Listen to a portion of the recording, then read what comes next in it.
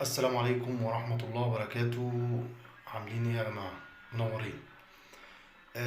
مباراة الأهلي امبارح يا جماعة، يعني أداء الأهلي بصراحة ما يطمنش خالص.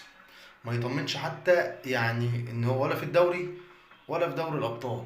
يعني اللعيبة بصراحة نازلة، يعني لعبت وبتلعب وبتجري، بس اللعب احنا أي نعم فزنا تمام، بس ليه الجوان؟ احنا بنستقبل جوان، بنستقبل أهداف أكتر ما بنجيب أهداف.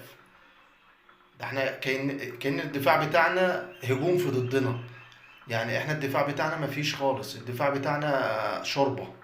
بصراحة يعني شوربة. ما اللعيبة تحس ان هي كده ما بتلعبش مع بعضها، مفيش لعب، ما بتعرفش اي حاجة.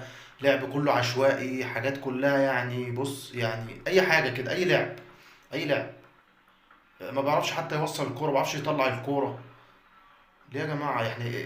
يعني مش عارف، احنا بنجيبوا لعيبة، وبنجيبوا لعيبه من احسن اللعيبه في الدوري المصري، وبرضه ما بتعملش معانا فارق.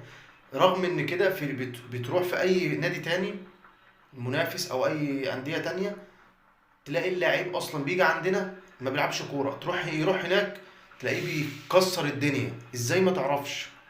يعني ازاي ما تعرفش ان هو بص بيلعب كانه لعيب تاني خالص؟ مش هو ده اللعيب اللي الاهلي جابه؟ ما اعرفش يا جماعه في ايه بالظبط. ما اعرفش في ايه في النادي الاهلي. احنا عندنا يعني لعيبه قدام ممكن ترعب اي، بص اي فريق يقابلها. يعني عندك زيزو، تريزيجيه، بن شرقي، امام عاشور، بن رمضان، يوسف بن عمري، لعيبه بسم الله ما شاء الله عليها، يعني لعيبه ممكن تكسر الدنيا. اليو ديانج، مروان عطيه، محمد هاني، كريم فؤاد، ربنا يشفيه الاصابه الكدمه ديت، يعني ان شاء الله باذن الله يكون نتمنى له الشفاء ان شاء الله ويعود تاني بسرعه. ده حظه بصراحه، يعني حظه زفت. مع انه لعيب كويس ولعيب مية مية، هو لو موجود يلعب عن هاني، يلعب اساسي بصراحه. بس سبحان الله هو ما عندوش حظ. احنا عايزين يا جماعه اداء النادي الاهلي، اداء بصراحه يعني مش ما بيطمنش.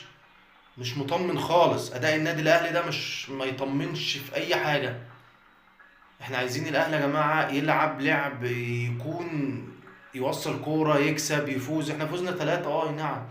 بس المنافس بيفوز باقل مجهود، يعني ما لعبش بربع جنيه كوره امبارح وفاز 1-0. اي نعم ان هو خد الثلاث نقط، بس فاز.